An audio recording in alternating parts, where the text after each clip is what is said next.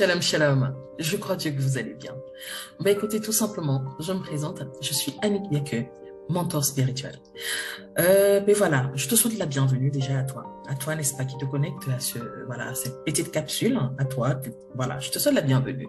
Et je crois Dieu que ces partages, ces différents petits partages que je fais vont pouvoir réellement te bénir. Mais écoute, si tel est le cas, si réellement tu es béni par tout ceci, je t'invite à partager après avoir écouté, à inviter d'autres personnes à pouvoir réellement, n'est-ce pas, prendre connaissance de ce qui est diffusé.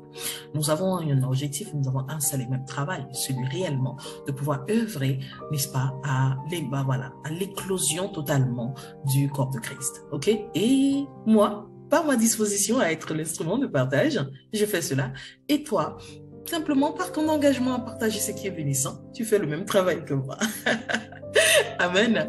Ben écoute, aujourd'hui, je voudrais te partager une chose importante et qui, je crois, Dieu, vraiment dans son amour inattérable, il va te permettre de pouvoir saisir ceci et sincèrement, ça te permettrait de pouvoir faire un réel switch dans ton fonctionnement, un switch dans ta vie de foi. D'accord? Je te parlerai du combat de la foi. Pourquoi je veux te parler du combat de la foi? Simplement parce que la parole de Dieu nous dit une chose très importante dans le livre d'Éphésiens. La parole de Dieu nous fait comprendre que nous ne combattons pas contre la chair et le sang, mais contre les principautés, contre les dominations et les puissances de ce monde. La vérité, c'est que différents combats que nous menons, n'est-ce pas, sont parfois des batailles, mais voilà, que nous trouvons tellement difficiles à tenir, difficiles à pouvoir réellement voir le bout. Parfois, on se retrouve dans certaines situations dans lesquelles nous nous sentons prisonniers, en fait, même de notre propre foi. Pourquoi je dis être prisonnier de notre propre foi? Parce que il y a quelque chose qui nous donne cette impression que si on n'était pas dans le Seigneur, automatiquement on aurait trouvé la solution. Ou encore une action qu'on aurait menée nous aurait donné une solution effective. Vous savez, je ne sais pas si ça t'est déjà arrivé, toi, d'avoir ce genre de situation. Mais écoute, moi particulièrement, ça m'est arrivé. Ça m'est arrivé, oui. Hein? Et ça, je te dirais que ça m'est arrivé plusieurs fois dans mon mariage. Hein? Ça, en vérité, ça m'est arrivé dans mon mariage. Pourquoi? Parce que par moments, je traversais des moments tellement tumultueux, tellement difficiles, et que là, à ce moment-là, quand je n'arrivais vraiment plus à voir la direction, à avoir la réelle compréhension, n'est-ce pas, de ce qui devait se faire ou de comment je devais agir au niveau stratégique, ben, tout simplement, la seule chose qui me venait en idée, c'est si je n'étais pas dans la foi, aussi simplement, j'aurais laissé tomber et j'aurais fait, n'est-ce pas, le pas de séparation totale. Allez, ça m'aurait free, quoi. Et quand vous êtes dans ces situations, c'est non, mais attends, ça marche, on se sépare et puis basta, chacun continue sa vie. Vous voyez ce que je veux dire? Mais bon, nous savons tous que le désir de Dieu, la volonté de Dieu n'est pas toujours dans cette pensée. Et aussi, nous avons la conscience, la connaissance que, voilà, l'ennemi, c'était le maximum à rendre pour nous, à transformer nos bénédictions en malédictions. Et c'est pour ça que je viens te parler, en fait, des armes de Dieu. Les armes de Dieu, tu dois te revêtir. Tout à l'heure, je t'ai parlé du livre d'Éphésiens. Et le livre d'Éphésiens, encore en lui-même, te fait comprendre que tu dois te revêtir des armes de Dieu afin de pouvoir tenir dans les moments difficiles. Les armes de Dieu dont il est question, c'est quoi? Ces armes de Dieu dont il est question, c'est premièrement que tu puisses avoir ce qui est appelé le casque du salut. Oui, cette nouvelle naissance, c'est très important, bien sûr.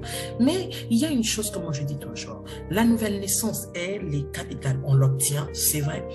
La maintenir est vraiment pouvoir la maintenir est la chose la plus difficile à faire. D'où l'importance d'y associer tous les autres éléments nécessaires. D'accord? Ça, c'est quoi? L'épée du salut, le bouclier de la foi, la ceinture de justice. Tout ça, en fait, les souliers de l'évangile, ceci va de pair.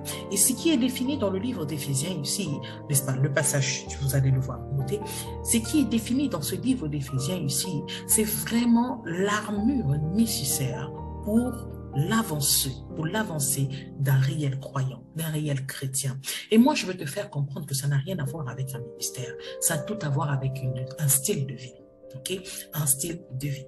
Regardez par exemple, puis voilà, les officiers, hein, que ce soit des officiers de police ou encore plus, d'accord, les personnes qui sont dans l'armée, vous allez voir que les militaires ont un style de vie qui leur est propre et même dans leur fonctionnement, même dans leur vie, dans leur gestion familiale, cela porte l'empreinte de, n'est-ce pas, de leur appel.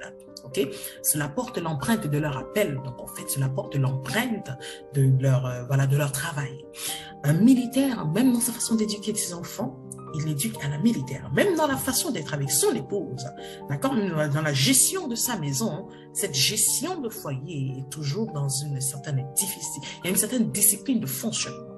Donc, simplement ici, ce que je voudrais te faire comprendre, c'est que quelqu'un qui est dans l'armée, il n'en fait pas seulement, il n'est pas seulement dans l'armée comme un emploi, mais il en fait un style de vie. L'armée devient un style de vie pour lui. C'est qu'il en est. Il en est de même en fait pour le chrétien. C'est comme ça que nous devons fonctionner. Simplement, notre vie de foi doit être un style de vie. Maintenant, comment se revêtir de ces différentes armes sans que cela ne nous paraisse totalement lourd, sans que cela ne nous paraisse totalement épais? Parce que pour beaucoup me diront, ou encore d'aucuns ici qui me suivent, vont pouvoir me dire, oui, mais prophétesse, ça fait très peu de temps que je suis dans la foi, je ne connais pas encore concrètement la parole de Dieu, je ne connais pas encore ceci. Le peu de parole de l'Éternel que tu peux connaître te suffit pour posséder une épée de justice, d'accord? Le peu de paroles que tu connais te suffit pour posséder l'épée de justice. La parole de Dieu déclare une chose très importante, c'est que sa parole est comme une épée tranchante, en double tranchant. Elle sépare jointure et moelle, âme et esprit. Il ne parle pas de ses paroles, il dit sa parole. Quelle que soit la parole que tu as en ta possession, tu dois l'utiliser comme telle. Quel que soit le peu de choses que tu as de l'Éternel, sache que dès que tu t'associes au Père, tu es revêtu de ton armure. Ton armure, tu ne l'acquiers pas au fil du temps. Tu ne l'acquiers pas dans ta marche de foi. Ta solidification, oui, tu l'acquiers dans ta marche de foi. Ta stabilité, tu l'acquiers dans ta marche de foi. Mais ton revêtement de bataille, ton revêtement de victoire, tu ne l'acquiers pas dans ta marche de foi. Tu l'acquiers à ta nouvelle naissance. Maintenant, c'est la mise en application de celle-ci qui te démontre le revêtement qui est le tien. En gros, c'est un peu comme si tu as réussi ton concours pour entrer dans l'armée ou encore pour entrer dans les forces de l'ordre en général.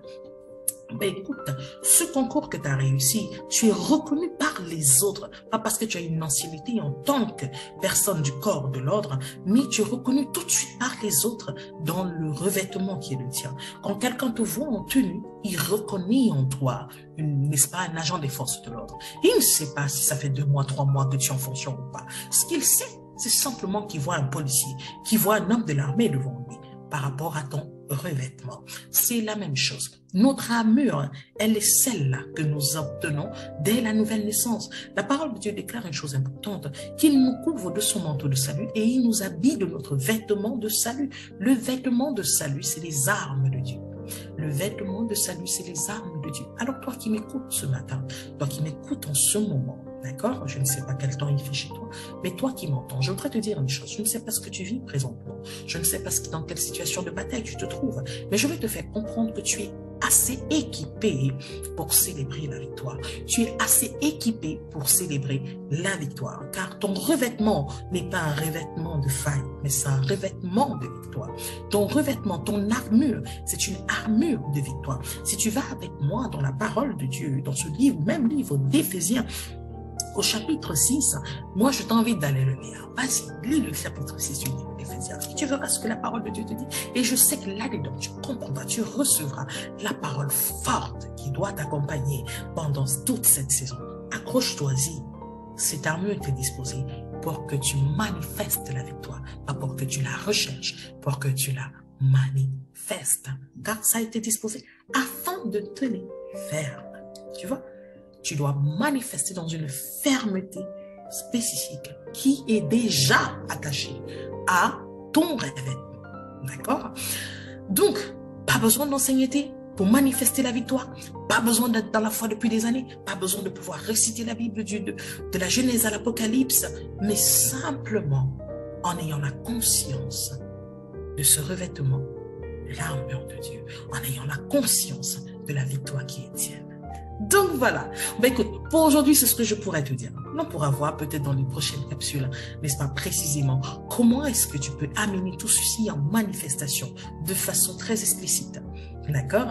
Mais jusque-là, je t'invite réellement à lire le livre d'Éphésiens, le chapitre 6. Tout simplement, lis-le ce petit chapitre et tu verras.